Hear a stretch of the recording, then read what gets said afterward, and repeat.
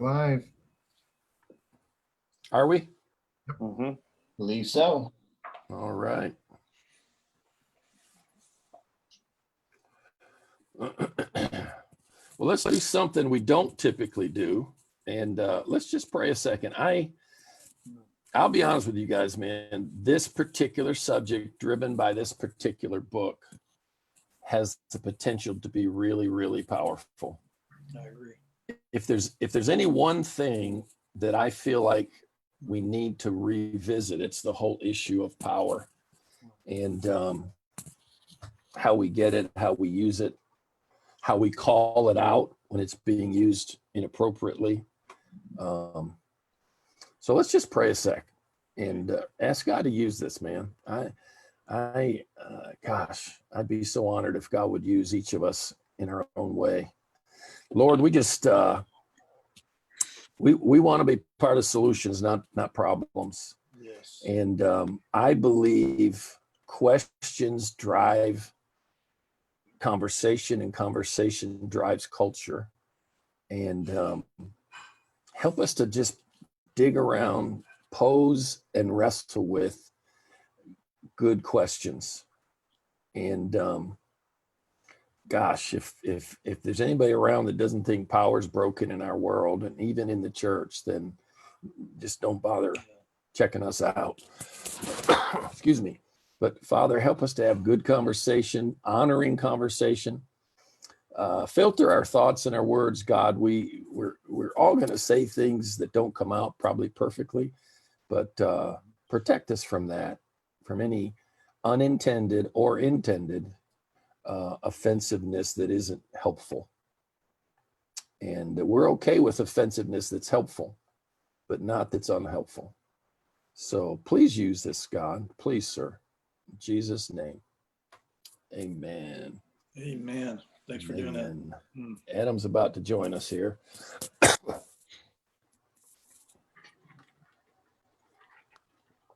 All right. Well, what we're supposed to do is have read the intro and just kind of share something that jumped at us, and maybe throw a question out that we want to get started with. And I don't see Adam yet. I see his picture, but I don't see him. Are you there, Adam? I'm here. There he is. Okay. Real quick, Adam, introduce yourself. So my name's Adam Martin. I am on staff here at Seacoast. I guess my title is Pastor of Staff Care and Development. To be fair, I'm still trying to figure out what that means. So are we, man. I Go ahead. understand. But grateful to be with you guys. Read a little bit of the book and looking forward to an honest discussion. Good deal. Just for all those who may be showing up, on Facebook, we may want to give just a little bit of context that we got in this conversation regarding the cultural moment we're in. And someone, it was Rusty, kind of summarized it. A lot of it's about conversation about power, which kind of led us into this conversation then. So it's been really, really helpful. Yeah, and this is a book that I read, I don't remember, a year, 2 or 3 ago, I can't remember. And I just remember being blown away by there's a thought process in it. And listen, let's be honest, it's a little deeper, a little trickier. It's not just sound bites, but it's worth the effort, man. Yeah. And who knows, Andy Crouch may join us one of these times. Yeah. I think he's the kind of guy that probably would. Mm-hmm. So who wants to share a highlight from all we're talking about today is the intro, and I'm saying that for anybody else tagging along with us. Follow us in the book, man. Right now, let's just say for now, we're going to do 1 or 2 chapters a week. What do y'all think? Yeah. Why don't we read 2, but be ready to discuss 1 for sure? Okay, but let's read 2 just in case. Sure, that's reasonable. All right, who's got something to share? Yeah, Chip, I'll just say I was a little taken back by just somebody focusing on the word power and just the way he talked about how it's around us all the time. and just not even really thinking about it, and I think he even, correct me if I'm wrong, but even debated maybe using authority or a different word. But I think just using the word power in and of itself, it caught me off guard, because it's not a topic that I've really heard discussed before. So it's, leading me already to think, okay, I don't normally think of myself as having power and others as not having power. And so I'm looking forward to hearing, I guess, how he discusses where power is at work, who has it, who doesn't, and where it's not being utilized well. It's just not something that I've really thought about before. I love the way you personalize that you've never thought about having power and others not. Because dude, that's the bottom line, man. The bottom line is recognizing that everybody has power. Everybody. Now, we don't have the same amount. We don't have the same distribution abilities or challenges or opportunities, but that's a great start, Chris. Just that simple thought. Hey, can I throw a question in? Because that was one of my questions. Why do you think we have a weird response to the word power? Because we do, don't we? We have kind of a, what do y'all think? Why that word just kind of throws us, like, oh, use another word, man. I think we have camouflaged it. I don't know what page it is because I'm reading from a Kindle, but he talks about, we speak of leadership, influence, or authority, that we've camouflaged the word power. Yeah. Those are words we do seem comfortable with, but Right. You're right. Power, we tend to shirk back from. So Mine hadn't been a conscious awareness, but now thinking about it, I generally would say when power comes into my head, 80% of it, I think of it as negative. Right. Mm-hmm. What would be an example of the positive 20, Ken? I'd have to think about that. I mean, honestly, the ability to empower somebody, I think that is being positive. Mm-hmm. Promoting somebody, giving somebody money who needs it, breaking up a fight, so I think of it on that side. Mm-hmm. But almost all the negative, I think about coercion, manipulation, Mm-hmm. power trips, ambition, it almost always goes negative in my head. Yeah. What are the rest of you thinking? Why do we react weirdly to that word? Yeah, I would say Adam, what he said, it made me think of, he might have said it in the intro, but I know he said it in the podcast. Well, he did say it in both the intro and the podcast, where he talked about his pastor friend who said, no, we're servant leaders. Would like to think of myself as a servant leader, and, our church is a servant leader. And he said, I know this guy well. And I would say that's true. He said, but there's a notable shift in the room when he walks in, and that's power. And so I think, just even realizing that, the force, the expression that you feel, like when I went to see U2 a few years ago, it was one of the most unreal, because they're my favorite band, but like having 30,000 people at one time with these four guys on stage, like we're all bound together by the love of U2, but it's like, it's a powerful exchange. Like we're all there to feel this magnetism from them leading. And so it was interesting to think, like, that's part of what I feel when not just them, but other people of influence enter a room without me even knowing it. And that does kind of throws me off a little bit, not in a bad way, but it kind of put into perspective, like, oh, it's power that I feel, or, do I react certain ways because of that power or that influence? And I would say a positive use of power that I never really thought about when he was talking about getting cello lessons, and how the guy giving him the lessons didn't really lose power in the sense of he was teaching him a skill that he had within him. He said, but the transactional of power was, now on the receiving end, I'm a little bit better cello player because of the power he has given over the course of this hour-long lesson.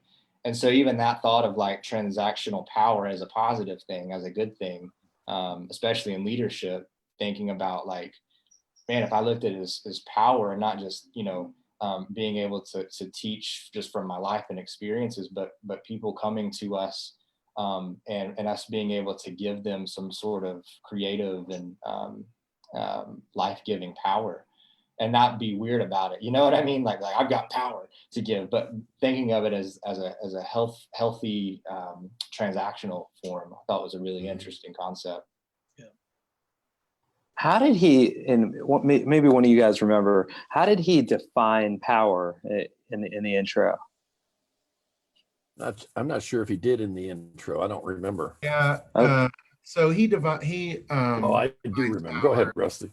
I would say he basically he associates it with creation, the ability to make something of the world. That's it. Yeah. And so he references his previous book about culture making, but he ultimately he says that it's the ability to make something of the world. Yeah. Yeah. And then he opens it up, Chris, in the next chapter a lot more, like next couple of chapters. Yeah. Okay. But he also refers to it as a gift. Yeah. Mm-hmm. Yeah. And a gift has to come from a giver. Yes. Right.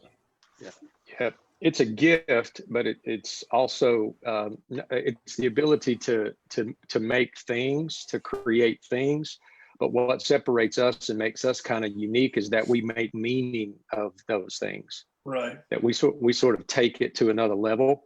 Animals can create things, or whatever. I mean, plants can create things, but we derive and create meaning from those things. So it's the human element. There's something that's unique to us in the creative sphere of things. Chip, when I think about power, there's something about power, just the word power. It's just the nature of power. It makes you feel small. I think it has a negative connotation to it because it just makes you feel small. Just that word. Nobody thinks about power and thinking about a little bit of power. When when you think of power, you think of Niagara Falls. You think of an incredible, a mountain. You think of just awesomeness, greatness. You think of big, and it's just there's something about that. Even just the word and the imagery of it in our imagination, it just makes you feel small. And there's a respect, to power. I know, like anytime, like if I'm ever trying to do like install a ceiling fan, or be a little handyman, and I go and throw the main breaker on the whole house. I because I respect the power, and there's just something about it that brings it has an awesomeness to it that you either have to respect, or it just kind of humbles you or makes you feel small in some way, I guess, depending on your perspective.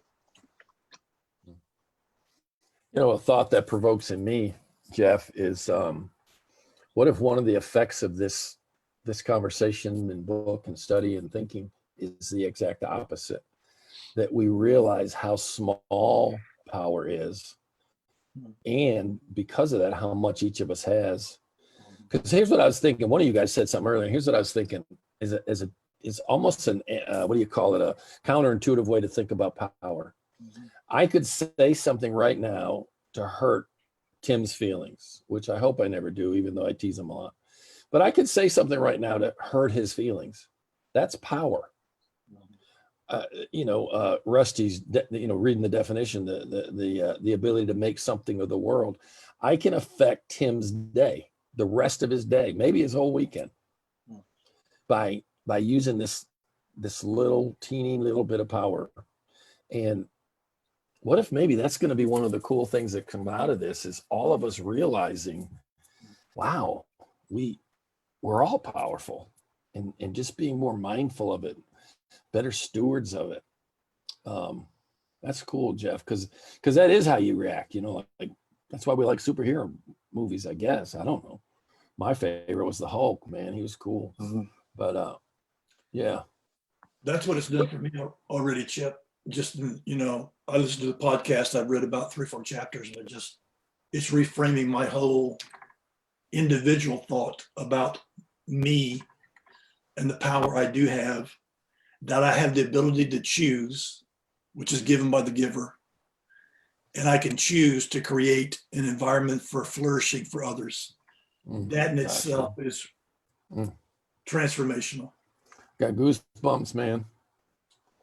And that's with every encounter. Like you said, that's with every word, that's with every arena of influence you have. I mean, you just think about it. Gosh, that's good. Lord Jesus, help us, please. I've got something on that second part. Matter of fact, Tim, you kind of referred to it in chat about the opposite effect of power, of coercion and violence, and how that diminishes and distorts, power and everything. Where does, and this is a question for everybody, where does dignity play in power?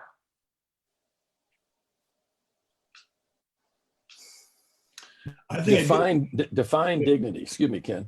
Go ahead. I'll give my definition of it, layman's term.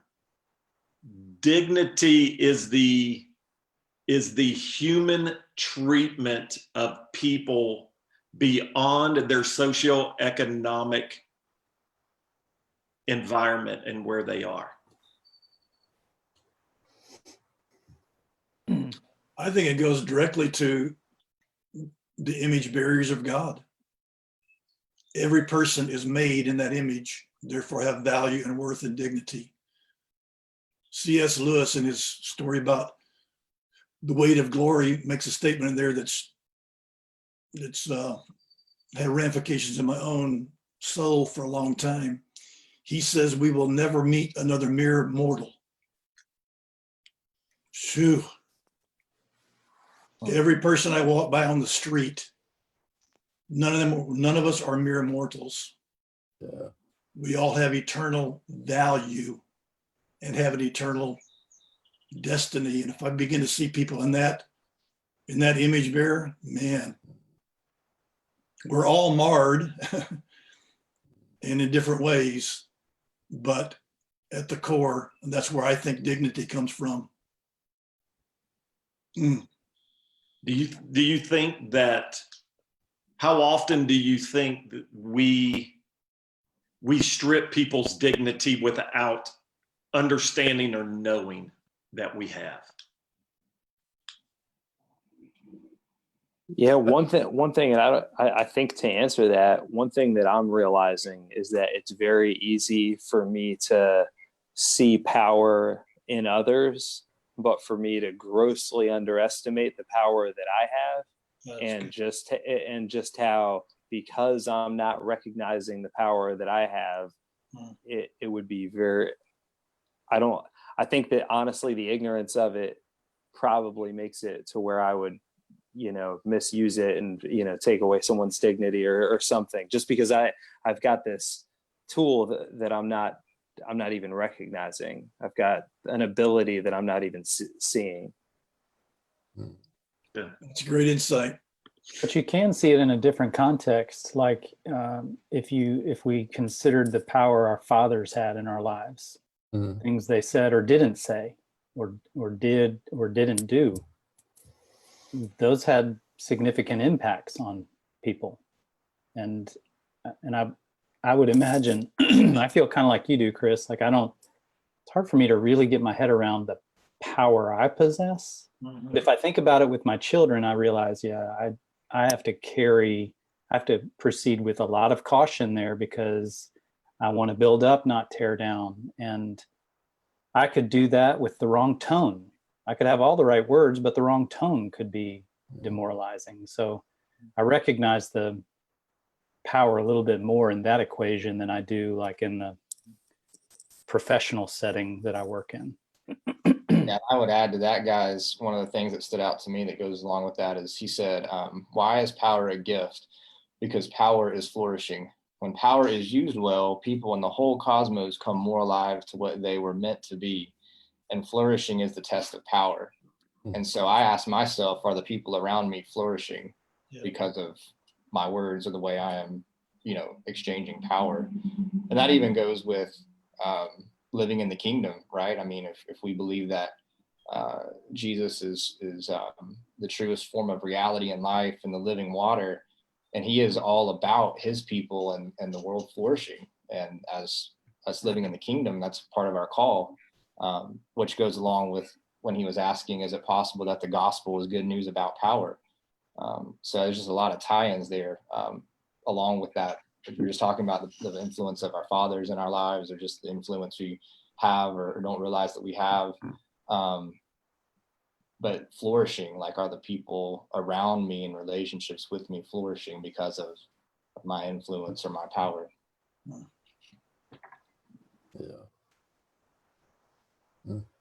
Yeah, it's so different because, I don't know about you guys, but I grew up in an environment of competition where you winning meant me losing, and vice versa. And so learning to see that others can flourish and go further than me and all that kind of stuff, and that doesn't mean that I'm losing out, is just and taking on that kingdom mindset that one person winning, succeeding, flourishing is all of us succeeding, flourishing, is just such a different mindset than anything that I grew up with.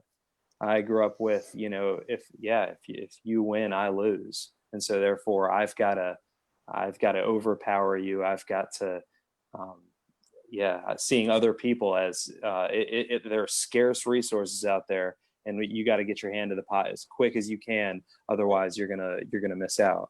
Yeah. Mm-hmm. Totally. Chris, if that's true, Chris, that we all win when there's flourishing, and I believe that is true. The opposite is also true, that when one suffers, ultimately we all suffer. And I think that's the cultural moment that we find ourselves in, where we are seeing a mass societal reaction to a few specific individuals that have suffered. And so the question is then being asked, is this someone like me who was powerless, and then my own powerlessness is being highlighted or amplified? Are there systemic things that are oppressive? Is there power that's being withheld from me? And so, I think this conversation is so important, because it's the conversation that we're having every time we turn on the news. That's, where is the power? Where is it? How is it being used? Who's benefiting from it? And who's suffering as a result of it? Yeah. Every conversation we have, every time we open social media, there's a narrative of power, maybe a meta narrative of power being revealed, and we're fascinated by it, and we're outraged by it, and we're consumed with it. But rarely do we use the terms power. Like, rarely do we say, oh, I watched the news tonight to see who's the power brokers and what are they up to. We don't often frame it in that language or have that cognitive recognition. But typically the reason we tune in, I mean, think about when there's a storm off the Atlantic, and we know it's days away, and yet we're fascinated. What is the current condition of the power that's brewing in the Atlantic? And so I think there is something in us that is hardwired to respond, both on an intellectual and emotional level, when we see power used and misused.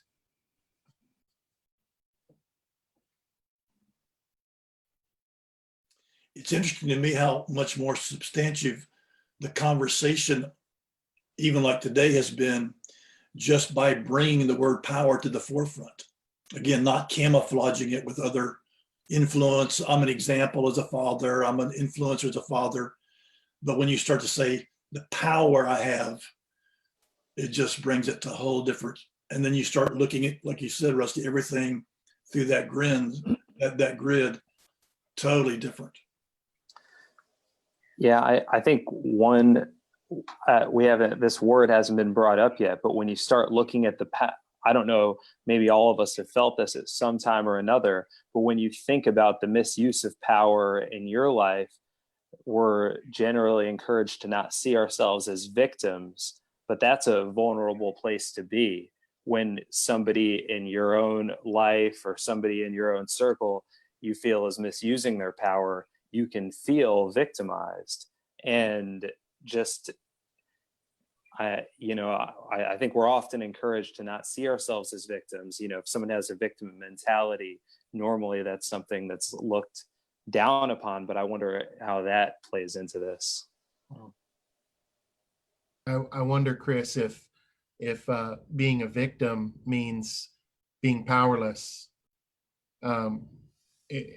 You think about someone who's abused a child, recipient of child abuse, and they are essentially powerless over a powerful entity in their life. And yet, like you said, we're encouraged not to have a victim mentality. I wonder if that means recognizing that we are neglecting our own power, that there's a mentality that we're bypassing our own powerfulness if we choose to stay in a mindset of victimization. I definitely think that's true. Because part of the therapeutic road back after somebody has been abused is helping them understand their value and that they are not powerless. Because they filter every situation that they're in light of the abuse they experienced, and that powerlessness, that feeling of powerlessness feels threatening all over again. So they react poorly to situations. So I definitely think there's something there. I struggle a little bit with what you said, Rusty, not because I disagree with it, but because I think you're right that you said when one person flourishes, we all flourish, but when one person suffers, we all suffer. So in that regard, like, power is not something to be afraid of. I think that's true, but I don't think that's our experience. Like, I think it more aligns with the scarcity narrative that Chris was talking about.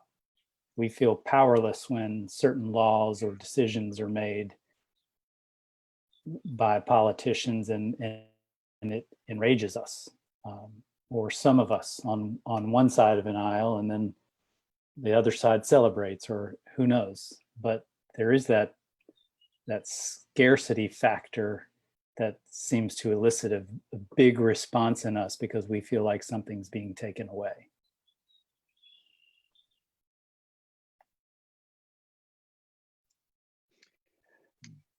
I think that's true also, or can not be true, or true to the extent of the connection of the communal connection of the people that are involved. And what my example would be, right now, I think, what we're seeing with the racial tensions in our country, I think something that we have to understand as white people is that I think there is some truth in it that, we are, and we maybe even pride ourselves on, again, I don't want to try to, broad stroke here because I know this is vast, but I think we sort of, individualism, and for white folks, I don't think we see ourselves as communal, as family, like Black people do. We just need to know that there is a communal thing that in the Black community, that when one of them gets hurt or injustice against one of them in halfway across the country, they feel that more as a community I think sometimes than we would. And so I think that when one hurts, we all hurt. I think that that's especially a sentiment right now that's resonating with them that we need to be aware of, and that we need to understand. It's I don't know that it's a great filter. I think the statement about power is a gift, he said, because power is for flourishing, and it is the test. Flourishing is the test of power. So, I just love, I love that, the framing of that as to, I can look at, if you want to see how we're doing, let's look at our relationships, and let's look at, that's, if you really want to say, if you ask somebody how you doing, that's really kind of what you're saying. How are you doing in your relationships? And if those are doing well, then you're probably doing pretty well. But even right now, he said any act of creation carries with it risk and uncertainty, and even creating a tweet right now is pretty risky. So that's definitely true. Yeah, especially Jeff, as you were sharing about the power of community, my kids love science, and we do a lot of biology on an elementary school level with animals and zoology, things like that. But what it made me think about was in nature you have an apex predator. He travels alone. He's the most powerful of all. Great white shark, apex predator. Nobody hunts the apex. And then you think about in nature, you have, herd animals, and typically they're vulnerable. Their power is much different than one who hunts alone. You have strength in numbers, safety provided against powerful outside forces. And I know there's not a direct correlation here. In no way am I trying to liken humanity to everything that happens in the animal kingdom. But I wonder if when we're vulnerable, we're not drawn to have an increased sense of community, that it's intrinsically important for our own survival.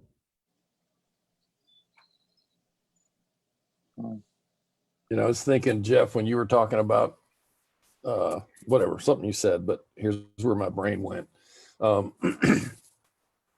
Power's a gift. It's given for flourishing, and that's the test of power. I wondered if you could turn it around and say this: if we exist in a moment, a culture, or a society, a situation where any part of us is not flourishing, is it safe to say somewhere in the system there's an abuse or misuse of power? In other words, whenever there's the absence of flourishing for anybody, there's the misuse or abuse of power. Does that make sense? Yeah.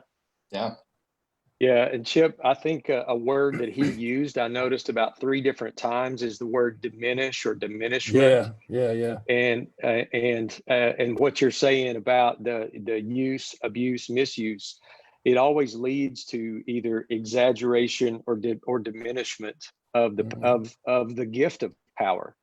And and I love how he just is where we're going is that we have to learn to bring that gift of power that we've all been given, and let our imagination be formed through Scripture, and let God form our imaginations and ideas about power, and bring that under the lordship of Jesus Christ. Or that's ultimately the human. What we will do with our power is we will exaggerate or diminish it, abuse it, misuse it. Yeah, one of my favorite quotes from this whole section is when he says the misuse and rejection of God's gift of image bearing takes the form of idolatry and injustice. The 2 things God hates most. Understanding how these 2 distortions of image bearing relate to one another is the key to understanding what has gone so tragically wrong with the gift of power. As we get further into the book and into our discussion, that collection of thoughts, oh my gosh, guys. Oh yeah. Oh my gosh. It's such a loaded, that's Oh such a my loaded gosh. statement. Oh my There's gosh. so much. Yeah. Help me with this idea. The language we're using is making me think. I can't remember if it's Ortberg or Crabbe, but he talks about what men and women tend to fight for, feel the need for most in their lives are significance and security. Women tend to feel a greater need for security. Men tend to feel that greater need for significance. And the behaviors through which men attempt to feel significant often involve a lot of power grabs, different ways. And so the language you guys are using is making me think about how goes back to something you said, Chris, where we weren't meant to attain power by exalting ourselves over another in the way that we are not meant to be made to feel significant by making others feel small. Our significance, just like our power, comes from the one who made us. We've got to learn to rest in that versus trying to achieve that or increase that. Does that connect, or am I making all that up and it doesn't? No, that connects. Yeah. I was thinking about this when somebody was talking a minute ago. You guys have heard me say that if I really want to know what kind of guy you are, I want to meet your wife. And put that in the context of our conversation, because it's giving me kind of a different way to think of it. Same conclusion, but a different way to think about it. Because here's the deal: if your wife's not flourishing, you're not using your power correctly. Yeah. Does that make sense? Yeah. And so it just kind of occurred to me that instinctively, what I'm really looking for is, are the people under your direct leadership flourishing?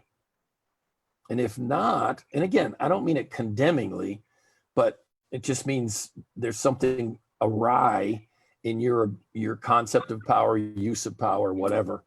But it just gave me a different way to see it and say it, that and you could take that anywhere. I mean, Adam, you were making reference to work and stuff. I think earlier you said, can't remember, you talked about I can see it here, but I can't see it here kind of thing. Mm-hmm. You and I have talked about this, Adam, and I could name a particular person that we talked about one time, that how powerful it is just to notice somebody. If power is the ability to shift something, make something happen, how powerful it is just to notice somebody, especially somebody who most people ignore. It's interesting.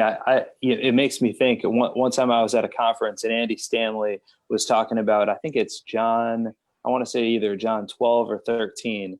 And his title was, or the topic of the message was, what do you do when you're the most powerful person in the room? And it says about Jesus that all authority in heaven and on earth had been given to him. And then I think it's the very next line, and he puts the towel around his waist and begins to wash the disciples' feet. And that was really the premise of his message, that what do you do when you're the most powerful person in the room? Because it said all authority had been given to him, and his very next act was that. And it just, for me, that just left a lasting impression. Yeah. Yeah. Tim, I haven't done this much on this call, but you were paying attention to that, weren't you? I was. Okay. Just making sure. Yes. You might want to make a little note to meditate on that later. Okay. Let it sink in. Yeah. And your attitude and response toward older people that deserve. I know. I've just been a savage, Chip. I apologize. I'm just making sure you're paying attention. I've just been listening to a lot of the Smiths and Rage Against the Machine during these times. So Rage Against the Machine. They do have some good stuff, though. Yeah, they do. But to your point, Chip, when you were talking about flourishing, I thought about I love how the Message puts it in Proverbs 16, chapter 16, verse 15. It says, good tempered leaders invigorate lives. They're like spring rain and sunshine. And I just thought, man, that's flourishing, spring rain and sunshine. That's refreshing. But that's a good question to ask of, my wife, but also people around me. What do their faces say? Are they invigorated with spring rain and sunshine? Or do they just look miserable or tense or on eggshells, But again, I never read that verse and thought that's power to make the point, but I do now, Yeah. Let me throw a different question in the pot. What's the connection between image bearing and power? And maybe even as a sub question, what is image bearing? What is that? What is image bearing, and what's the connection between image bearing and power?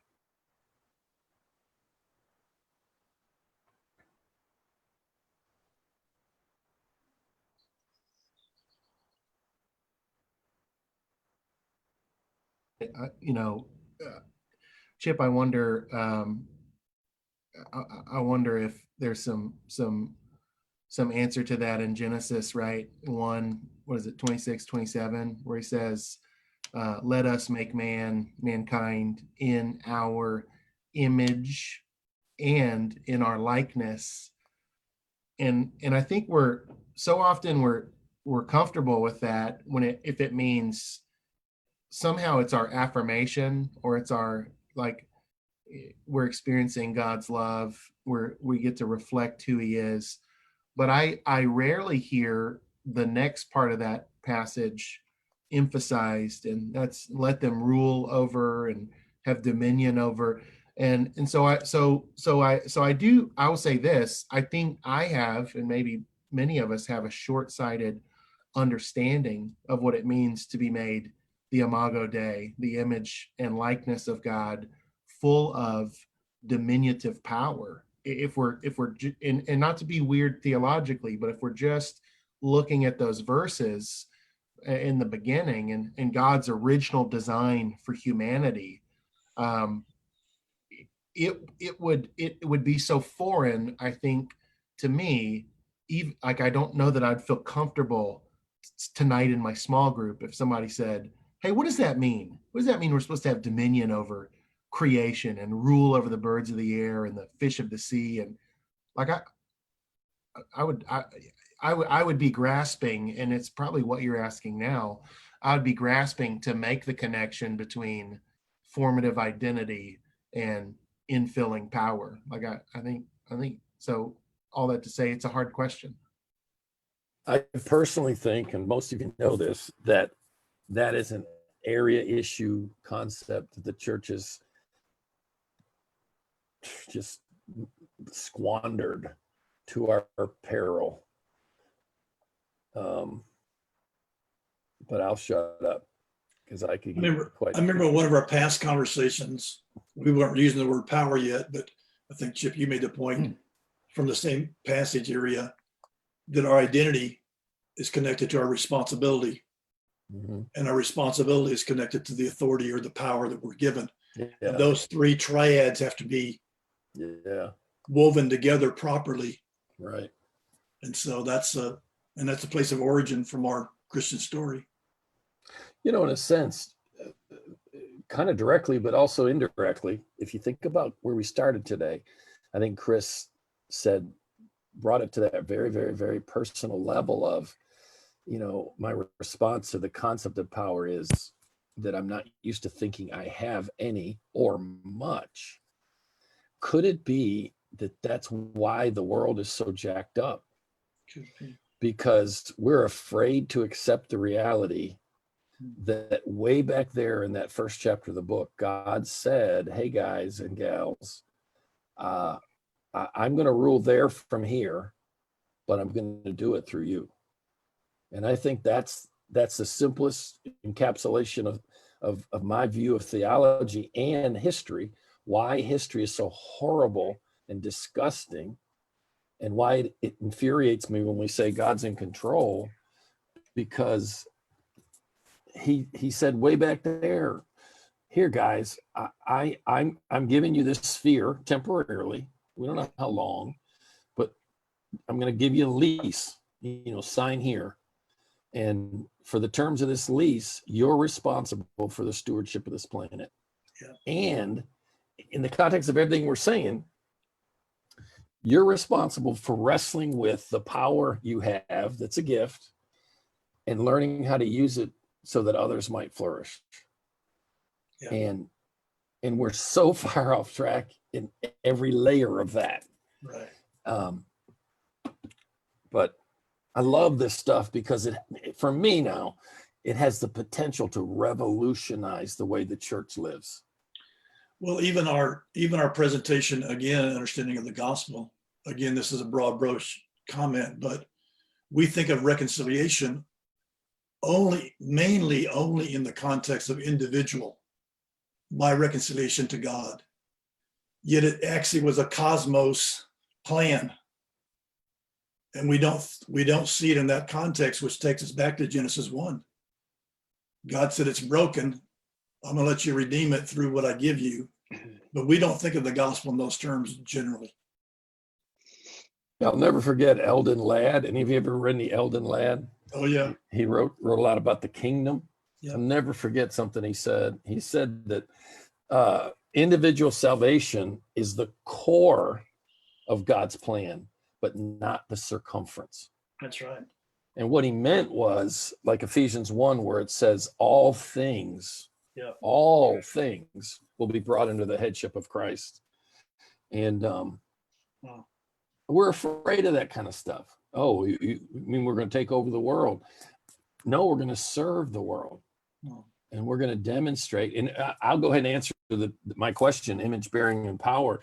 I think God made us to be like him and with the potential and capacity to exercise responsibility, authority, and power as he would if he were us. But it doesn't come naturally or automatic. And in the fallen state, it goes against our core instincts. Our core instincts are to protect myself, and how can you take what I have and whatever. And I think as we wrestle our way back to, Ken, you brought up the concept of identity, as we wrestle our way back to who I really am. I'm a child of God. I have a daddy who he created all this, and he has a way to protect me, use me. He can abuse me if he wants to. I just don't think he wants to. But if I can learn to find my comfort there, my peace there, my security there, and I realize that if all of that's rooted in God, then Adam can't take it from me, Chris can't take it from me, Jeff can't take it from me. Right. Yep. And then I'm free. Look at Adam; he thinks he can. Then I'm free to. He wants a little more power. He wants a little more power. Adam wants a little more power. I'm glad that's discernment, Ken. I know. That's why I asked him on the call.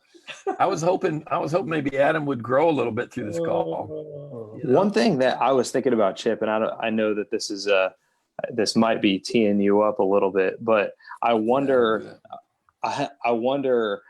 how our receptivity towards God's love and our ability to receive and correctly utilize power, how those two connect. I just think that, Good.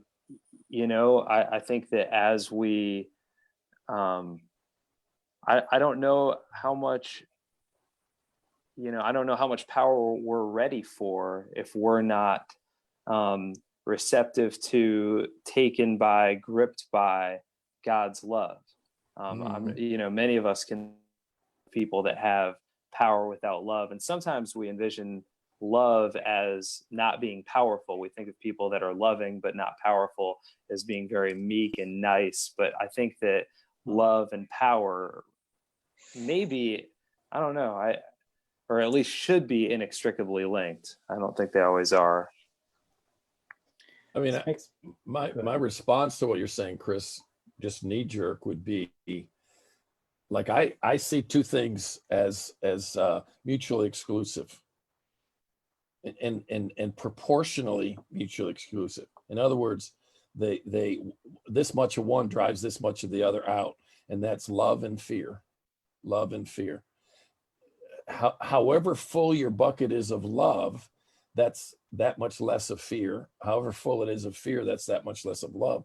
And fear, I would go so far as to say this, guys,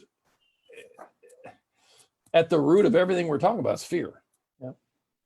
At the root of all the uses and abuses, misuses of power, at the root of it is fear.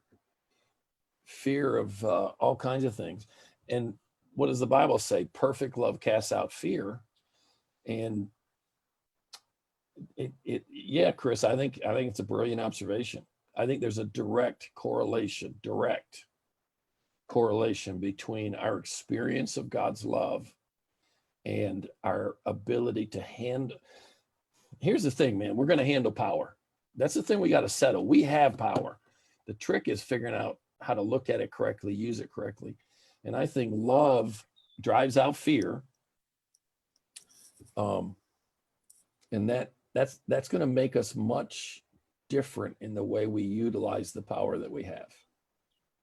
I think we all want power. At least we want the freedom that comes with power, but we do not want the responsibility that comes with power. Yeah. What we were talking about earlier makes me think about I think it's Psalm 115:16, where it says, the earth belongs to the Lord. No, excuse me, the heavens belong to the Lord, but the earth he gave to man. And as we've gone through the past 3 months, I'm sure you guys have had the same experience. I've had so many people ask, like, how can God let this happen? How can God let this pandemic happen? How can God let this whole racial explosion happen? How can, and it's hard not to respond with, are we certain God made this happen? Are we certain this is not our mess? Remember, the earth was ours to rule. The heavens belong to the Lord, but the earth he gave to man. We want the power. We want the freedom that comes with power, but we want to get rid of the responsibility that comes with it. Right. Yeah. Adam, I was thinking that same. Sorry, Ken, go ahead. Well, just Adam, in the context, this obviously conversation with power, that would be more the answer now, is that this is simply the buildup, the accumulation of the power that we've been using. How can we blame this on God? Yeah, right. Yeah. I was thinking that same psalm, Adam, and I'm glad you brought it up because I was ready to let that one fly. But that goes back to a few weeks ago, and we kind of started talking about this. And again, we weren't really using the terms power, but along with that thought is I think sometimes like the church doesn't like the answer that all power and authority has been given unto us to go, and it's easier just to say, God's in control, and and just kind of abdicate that responsibility on him. And all the while God's like, no, I've given you control. Like, you don't like what you see racially, then use your power to go be part of the solution. Like, you don't like what you see, whatever the situation may be. And so again, it's a misuse of, that's why it's interesting. He says it's a gospel, the power is a gospel thing. Because again, there's so many implications and ramifications of that statement, not just the saving power, but again, if we present the gospel as just a one-time thing and not a whole lifestyle, not a whole, the power of the gospel for us to have effect and change in the world, in the kingdom. If people are just sitting thinking the gospel is just a one-time event, and I'm saved and just waiting on God to rapture me out of here, and boy, it's getting bad, ain't it? And it'd be nice if the Lord came back today. That's just not the gospel. And that's a misuse and a weakened, cheapened version of the power that we actually possess and that the Lord has given us. Let's do a quick chorus of I'll Fly Away. Amen. We didn't sing it. I didn't know you even knew that song. I'm not sure that I do, other than to laugh at it. I can fill the gaps in for you. When I was pastor of my church, we didn't sing "I'll Fly Away." Every once in a while, they'd bust out into it just to rub me, and we wouldn't really sing it. They would start into it, and everybody just bust out laughing because they'd heard me, whatever. Hey, Chip, here's my personal 3 takeaways from the conversation in the book so far. This has been phenomenal. It's just the whole thing about how we each individually have power. That's just, I think, been a light bulb for many of us, that every choice we make, everything we do, it's an extension of power. I loved you flipping the question on us regarding where things aren't flourishing. Is that an equation of, is that a lack of misuse of power, or even the abdication of power? And I think that's a great way to look at our own life, in our own circle of influence. I mean, I know. And then my third takeaway is this whole cultural moment that we're in, being able to look at it more through the grid of power, but what power I have to help in whatever way I can. I think the caution here, and I think we're all reading it, is that the cultural moment has brought the conversation up and made it so obvious that we can't deny it anymore. But we can't circumvent that it starts with us in our own life, in our own circle of influence. And if we just jump to the elevator or the top floor, like you said, instead of we've missed the main point. It has ramifications there, but I'm reassessing my own life now. I have power in almost in everything I do.